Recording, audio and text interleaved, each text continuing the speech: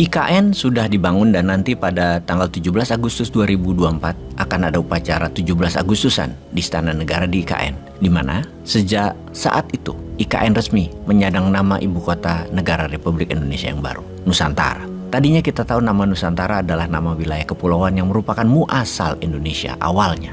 Namun wilayah Nusantara lebih besar dari wilayah Indonesia, karena wilayah Nusantara adalah wilayah Kerajaan Majapahit yang wilayahnya saat ini sudah jadi 6 negara. Sebagian Thailand Selatan, seluruh Malaysia, seluruh Singapura, seluruh Brunei, bagian selatan Filipina, sampai ujung Papua, dan Indonesia tentunya. Karena sudah mulai dibangun, maka kita sebagai anak bangsa sebaiknya membantu ikut proaktif membangun IKN. Setuju atau Anda tidak setuju? Bagaimana kalau kita sebelum memutuskan kita melihat fakta lapangan apa yang terjadi dengan IKN?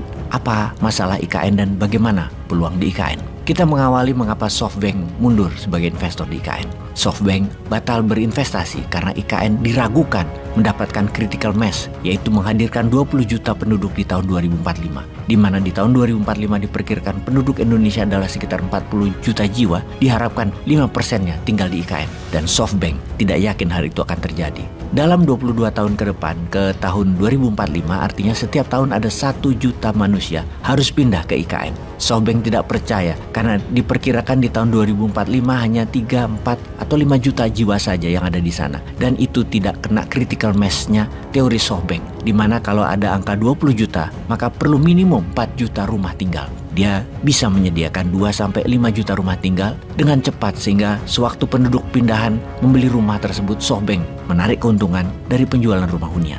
Kalau hanya 4 jutaan penduduk, hanya 1 juta rumah yang dibutuhkan. Akan sulit modal balik menurut SoftBank untuk bisnis-bisnis SoftBank yang lainnya ditargetkan di pasar penduduk IKN tersebut. Kita detailkan mengenai 5 juta populasi IKN di tahun 2045. Memindahkan 5 juta manusia dalam 23 tahun ke IKN, sehari sekitar 625 orang yang harus pindah. Mulai saat ini tentunya. Kalau pakai pesawat terbang semua, harus ada 4 rute pesawat terbang rutin setiap hari, minimum mendarat di Sepinggan Balikpapan, yang kemudian dibawa oleh transportasi darat ke Penajam yang memakan waktu 2 jam. Belum ada kereta bandara dari Sepinggan ke Penajam soalnya. Saat ini lagi dikebut untuk membangun rumah tinggal sebanyak 10.000 unit rumah untuk 50 ribuan orang tinggal. Untuk menyediakan 1 juta rumah dalam 22 tahun, setahun minimum membangun 50.000 unit rumah.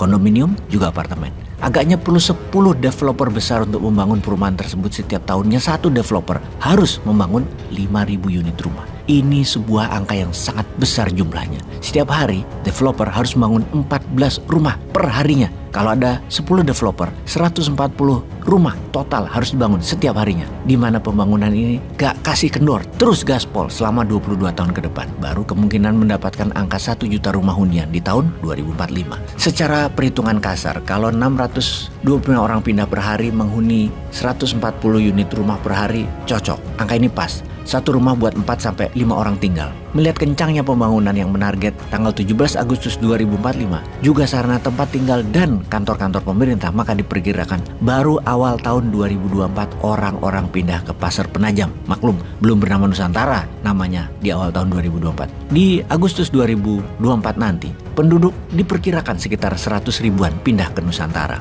Sekarang kita melihat apakah benar bisa 5 juta orang pindah ke Nusantara. Apakah investor yang akan membangun perumahan di Nusantara benar bisa cepat membangun? Kita tahu batu aja impor dari Sulawesi, begitu juga pasir dan segala macam barang bangunan terutama semen, besi, dan lain sebagainya. Sebagian besar impor dari Pulau Jawa. Kita merincikan bahwa sampai saat ini tidak ada pihak swasta yang masuk ke IKN, alias semuanya pemerintah yang mengerjakan dan membangun IKN. Mengapa pihak swasta belum membangun? Karena skema kepemilikan tanah di IKN masih belum jelas. Karena berdasar peraturan pemerintah atau PP nomor 12 tahun 2023, status tanah ada 2, tanah negara dan tanah dalam penguasaan atau APD. Seperti status surat tanah yang berbentuk HPL yang akan menerbitkan hak atas tanah atau HAT, HGU, serta HGB, yang oleh pemerintah diberikan hak pengelolaan lahan HPL tersebut ke otorita IKN. Yang ternyata otorita IKN belum siap hingga saat ini akan status tanah dan mekanisme pembelian serta kepemilikan atas tanah. Karena itu investor enggan masuk ke IKN hingga saat ini. Fakta data saat ini pembangunan IKN 100% dari APBN, di mana kawasan yang dibangun adalah KIPP, kawasan inti pusat pemerintahan seperti Istana Negara, kantor 4 Menko, perumahan menteri, instalasi air, sampah, dan lain sebagainya, juga jalan kawasan